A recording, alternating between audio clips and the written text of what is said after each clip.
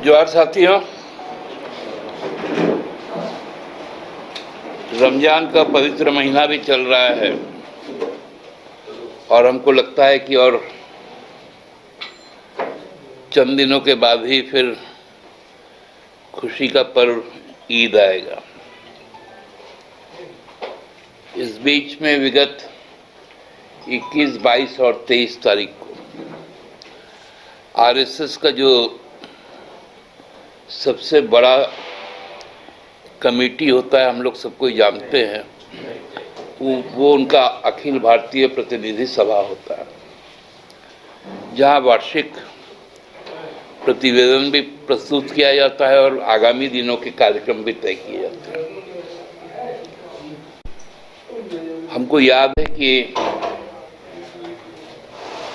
2020 में प्रतिनिधि सभा में ये घोषणा हुई थी कि 2025 चूंकि शतवर्ष होगा आरएसएस का, तो वो वर्ष पूरी तरह से आनंदमयी होगा और कई तरह के उस समय विचार आए थे कि राष्ट्र क्या से क्या हो जाएगा। लेकिन इस जो प्रतिनिधि सभा हुआ उसमें बातें समझ में आई कि हम लोग इसका सेलिब्रेशन नहीं करेंगे। 100 वर्ष का कोई आनंद उत्सव नहीं होगा।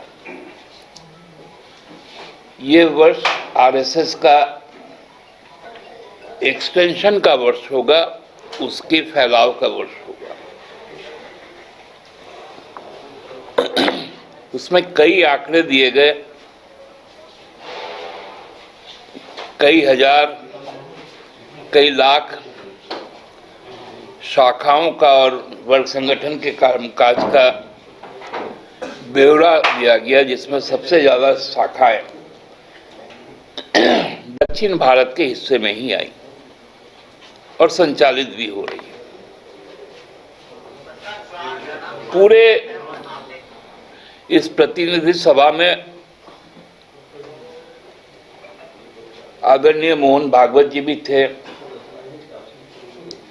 उनके जनरल सेक्रेटरी, जिसको क्या बोलते हैं, उन लोग का नाम कुछ है, जो होसबोले जी हैं, वो भी थे। भारतीय जनता पार्टी के वर्तमान में जो राष्ट्रीय अध्यक्ष है, केंद्रीय मंत्री भी हैं, जेपी नड्डा साहब भी थे। भारतीय जनता पार्टी के जो राष्ट्रीय संगठन महामंत्री हैं,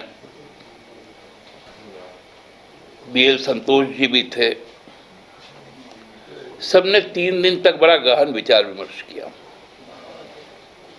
और विचार विमर्श के बाद जो निष्कर्ष पहुंचा, जिसकी आधिकारिक घोषणा की गई, उसमें 2 बातें बहुत प्रमुख हैं।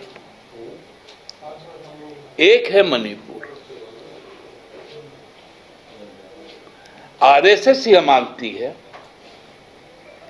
कि विगत 20 महीनों से मणिपुर जल रहा है और आगामी कई वर्ष लगेंगे मणिपुर में हालात सुधरने के लिए। यह हमारा ऑब्जर्वेशन नहीं है, यह भारतीय जनता पार्टी के जो मातृ संगठन है, जिनके कोख से भारतीय जनता पार्टी का जन्म हुआ है, वो संगठन मानती है कि 20 महीनों से मणिपुर जल रहा है। सरकार क्या कर रही है, इस विषय में जब उनसे पूछा गया, सरकार के मंत्री रहते हुए भी वहां पर कोई जवाब नहीं आया। आरएसएस वहां क्या कर रही है उसका भी कोई जवाब नहीं आया। जवाब क्या आया कि रामकृष्ण मिशन वहां क्या कर रहा है, इस्कॉन वहां रिलीफ का कैंप कर रहा है,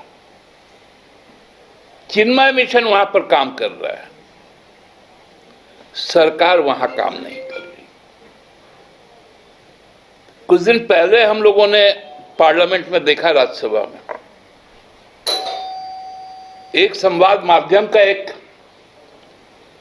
ऑडियो क्लिप जारी हुआ था जिसमें आदरणीय गृहमंत्री जी का आवाज था। वहां के जो बीरेंद्र सिंह जी, वहां के जो मुख्यमंत्री थे, उनके बीच का संवाद था कि कैसे बम मारते हो, छुप के बम मारा करो। ये संसद की बात है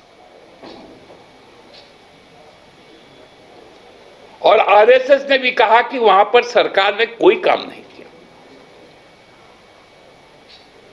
मैं भाजपा से पूछना चाहता हूं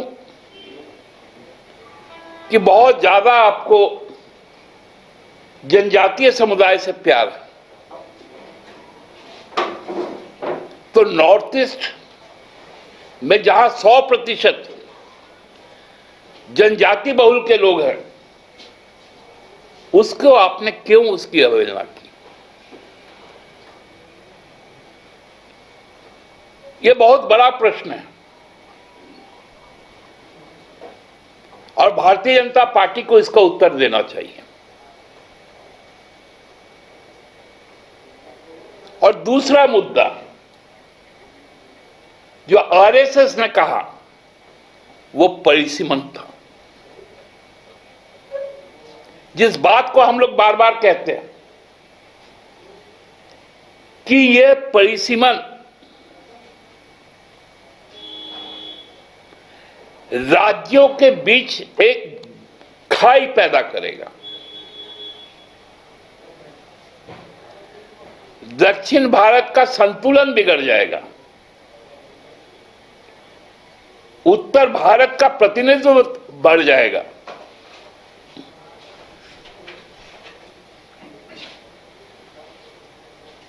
दलित, आदिवासी, मूलवासी के आवाज पर रोक लगेगा। इस बात को आरएसएस ने भी कहा क्योंकि उनको जमीन की हकीकत मालूम है, लेकिन भाजपा को सत्ता मालूम है। भाजपा सत्ता के लिए इस देश में असंतुलन की राजनीति पे आमादा है।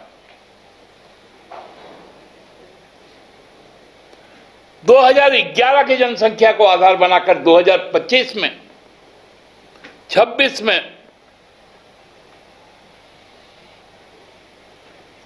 परिसीमन का काम कर रहा है। मैं पिछले 6 महीने से बार बार चित्कार कर रहा हूं, यह परिसीमन बंद होना चाहिए। ये मूलवासी, आदिवासी, दलित विरोधी है। ये देश में राष्ट्रीय संतुलन को बिगाड़ने वाला है।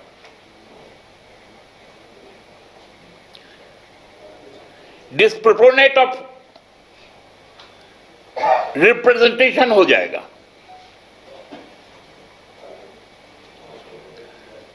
जहां जनसंख्या नियंत्रित हुई, उनका हक मारा जाएगा और हम पर जो शोषण करने वाले लोग हैं उनकी बहुतायत हो जाएगी।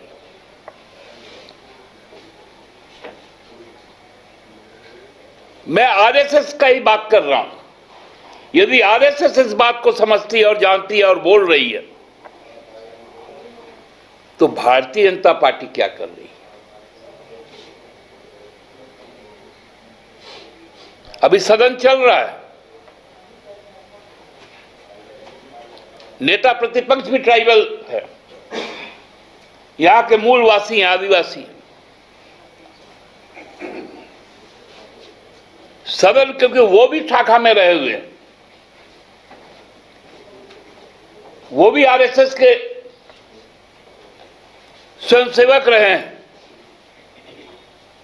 उनको सदन में खड़ा होकर बयान देना चाहिए कि आरएसएस का ऑब्जर्वेशन के ऊपर में भाजपा का स्टैंड क्या है। इसी सवाल के साथ आप लोगों को हमने यहां बुलाया था, क्योंकि ये छोटा मुद्दा नहीं है, ये राष्ट्रव्यापी मुद्दा है। पहला मणिपुर के ट्राइबल्स, दूसरा परिसीमा। भाजपा अपना स्टैंड साफ करे। बहुत बहुत धन्यवाद। आरएसएस कहीं ना कहीं आरएसएस ने जो कहा है मणिपुर को लेकर के कि मणिपुर जल रहा है, और जिस तरीके से आरएसएस ने परिसीमन पर जो बातें रखी है कि इससे राष्ट्रीय तौर पर असंतोष फैलेगा, तो कहीं ना कहीं आप समर्थन करते हैं अगर आरएसएस ये कह रही है? हमारी बात का समर्थन कर रहे हैं। अब ये भाजपा को स्पष्ट करना पड़ेगा ना, हम भी तो वही बात कर रहे थे। आप संतुष्ट हैं आरएसएस के इस बयान से? देखिए, संतुष्ट होना, सब चीज में तो संतुष्ट नहीं हो सकते ना, लेकिन जो हकीकत है उसको तो मानना पड़ेगा, क्योंकि उन्होंने पूरे का पूरा जो अधिवेशन है वो प्रयागराज पे बिता दिया।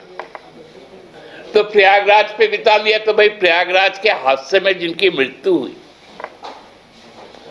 उस पर एक शोक तक व्यक्त नहीं किया। कई मानी गुणीजनों के निधन पर उन्होंने शोक व्यक्त किया, लेकिन प्रयागराज जाने के क्रम में दिल्ली में जो हादसा हुआ सरकार द्वारा प्रायोजित, जो कुंभ में जो हादसा हुआ, उस पर तो एक भी बोली नहीं आई, एक भी शोक की बात नहीं आई।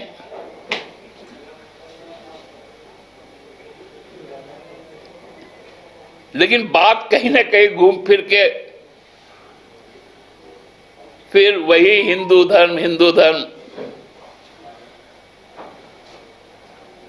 राष्ट्र धर्म की बात होनी चाहिए। दादा, एक सवाल है। सदन के बाहर विपक्ष के नेता कह रहे हैं कि गिरिडीह में जो मामला हुआ था घोड़खंबा में, जिसकी मृत्यु ही हुई है, डेथ हुई है रिम्स हॉस्पिटल में, वो पुलिस की बर्बरता से हुई है, उस पर सवाल खड़े किए। अब दो चीज हो गया, तो इस पर नवा बाजार आया था, पाकि में एफआईआर दर्ज हुआ था और रिम्स में मौत हुआ है। देखिए, वो अब पुलिस का, ये सदन का मामला है, सरकार ने संज्ञान में लिया है उसको। अब सरकार से ही बेहतर होगा कि उसका जवाब आए।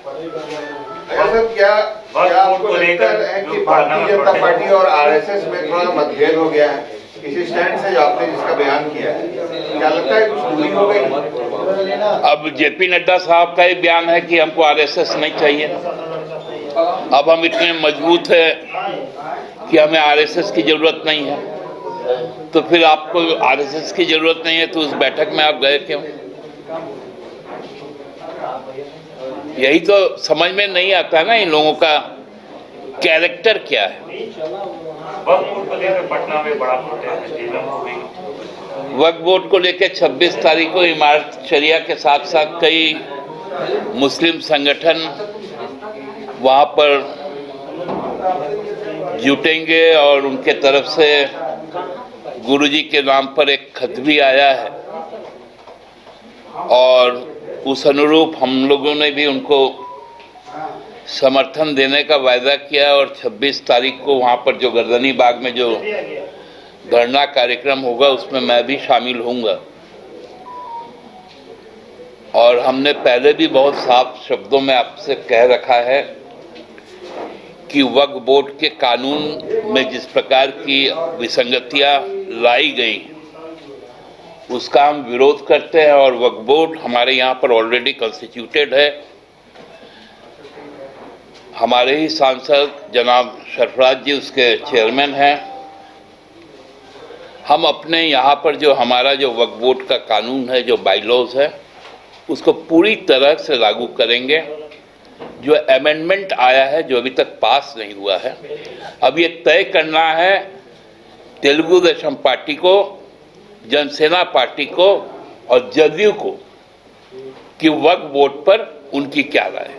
आप तो शामिल होंगे। मैंने तो आपसे स्पष्ट कहा ना कि परसों के धरना में मैं शामिल होऊंगा पार्टी के तरफ से। उस कॉज को, वक्फ बोर्ड का जो बिल ला रहा है, उसके खिलाफ हम लोग खड़े